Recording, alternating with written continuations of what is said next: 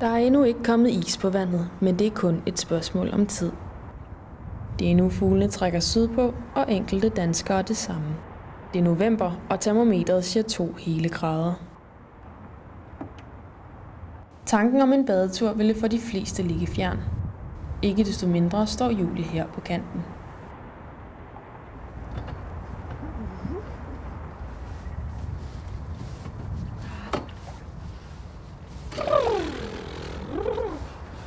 Selvom vandet kun er 6 grader i dag, må det gerne være koldere.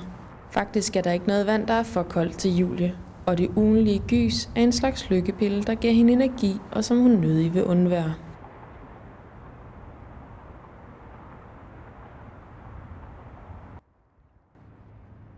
Og det er ikke kun vandet, Julie springer ud i. Som formand for Vinterbad Bryggen arbejder hun blandt andet på at skaffe gode saunaer, og selvom projektet ligger halve eller hele år ude i fremtiden, er Julie villig til at kæmpe for det.